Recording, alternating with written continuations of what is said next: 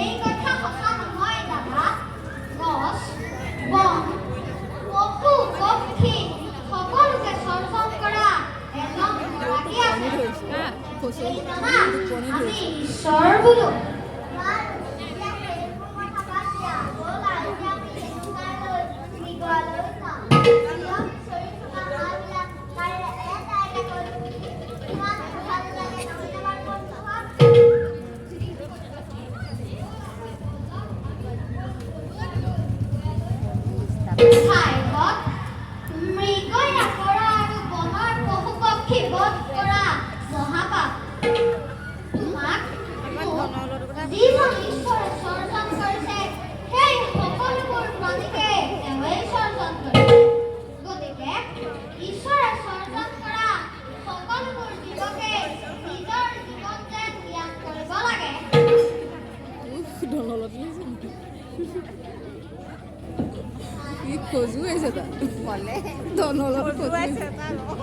এইবোৰ কথা ভাবিলে নিজেই শিকিব পাৰি।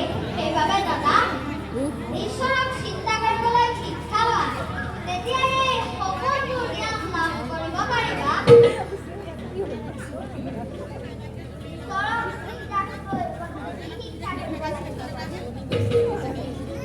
জগতকৰ্তা ঈশ্বৰক চিন্তা কৰিবৰ বাবে তেওঁ অনন্ত মহিমা কীৰ্তন কৰিব লাগে।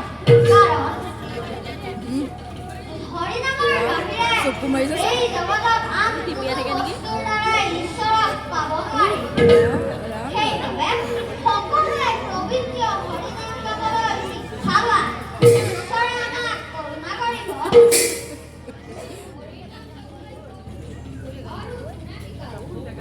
হৰিনাম গাবলৈ কোনেও শিকাব নালাগে। শুদ্ধ মনে, শুদ্ধ চিত্তে ঈশ্বৰক চিন্তা কৰিব পাৰিলে তেওঁ অনন্ত মহিমা আপোনা আপুনি ওলাই আহিব।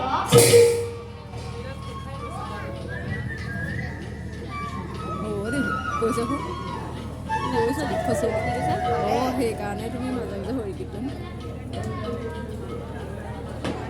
এটা মাতটো নাইকিয়া আকৌ সেইবোৰ মাতটো নিদিলা হেৰি অন কৰি নিদিলে মোক ক্ষমা কৰিবা দাদা, মই মৃগয়া কৰিবলৈ